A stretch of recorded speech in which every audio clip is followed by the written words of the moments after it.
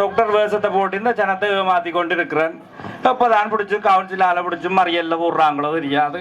அண்ணோய் அதாரடா கவுன்சில இருந்துதான் வந்துட்டாங்களோ தெரியாது. நான் தானே விக்னேஷ் வீட்டுக்கு விக்னேஷ் வா, உனக்கு வீட்டை இருக்க பிடிக்காது.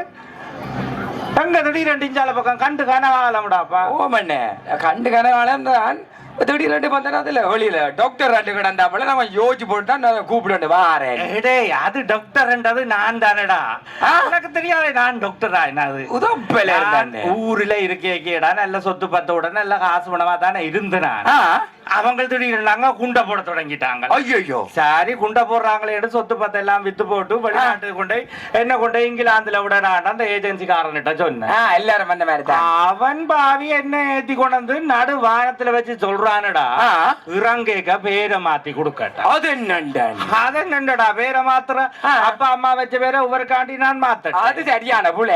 அப்பாட பேர் ஆரோக்கியம், எந்த பேர் வைத்தியநாதன். ரெண்டாலும் விட எனக்கு கொஞ்சம் பயம்.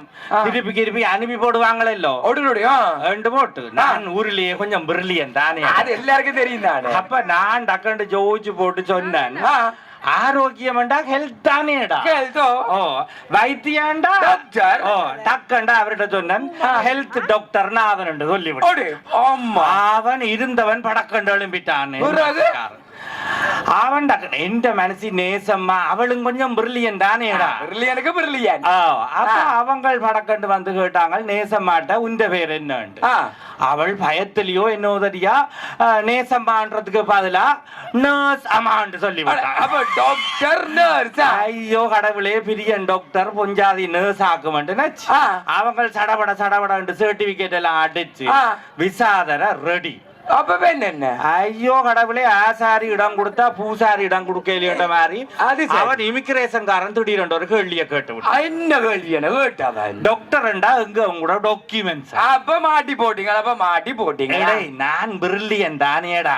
சொல்லுங்க. நான் சொன்னேன் டாக்குமெண்ட்ஸ் எல்லாம் சுனாமியில கழுவுப்பட்டு போய். சூப்பர் பதில்.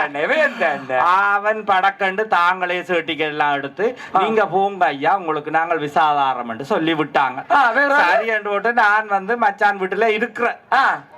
டக்கண்டு கடிதம் போடுறாங்க. ஓகே உங்களுக்கு எல்லாம் சரி, உங்களோட மனைவிக்கு விசா ரெடி கொடுத்துக்கிறோம், உங்களுக்கு மட்டும் ரிஜெக்ட். ஐயோ நான் யாருக்கு அநியாயம் செய்தேன். இருந்தாலும் நான் போறேன், இவங்கள் என்ன சொல்றாங்களு கேட்பவன். இன்டர்வியூக்கு போறேன்.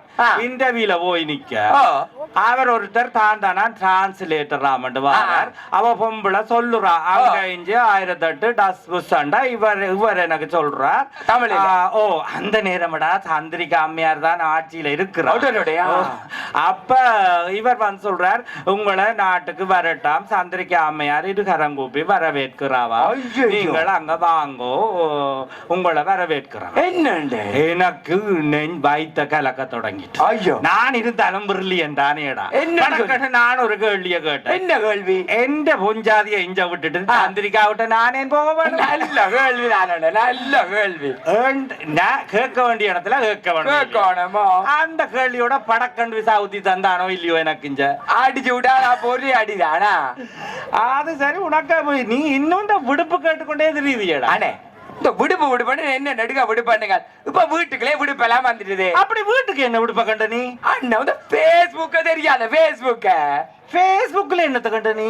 அண்ணா உங்களுக்கு பேஸ்புக் இல்லையோ? என்னடா பேஸ்புக் இல்லையா? சொந்த வீடு இல்லையோன்ற மாதிரி கேக்குற. பேஸ்புக் இல்லாம இல்லாத சொந்த வீடு இல்லையாண்டாலும் பரவாயில்ல.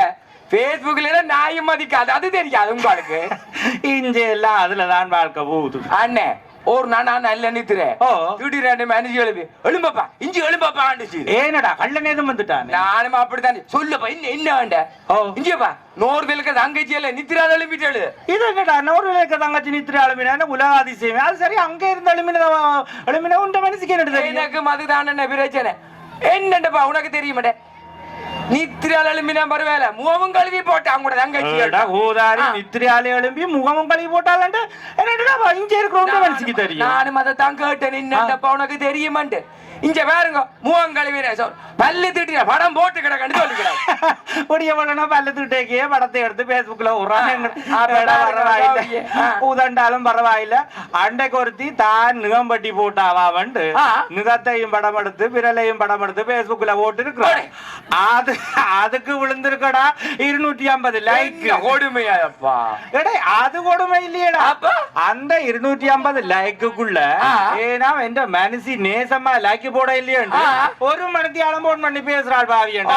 பாருங்க விடு பொங்க மட்டும் போறியன் நடுத்தருவில நிக்குதோ இல்லையோ. சரி என்ன உங்களுக்கு போலீஸ் அடிச்சாட்டு கேள்விப்பட்ட என்ன நடந்தாது? அடை அது போலீஸ் அடிச்சதா? அது போலீஸ் இல்லையடா, அது ஒரு கருவல் உண்டு அடிச்சு போட்டாரடா. அந்த கதையை உனக்கு என்ன தெரியுமா? அது இல்லைடாப்பா.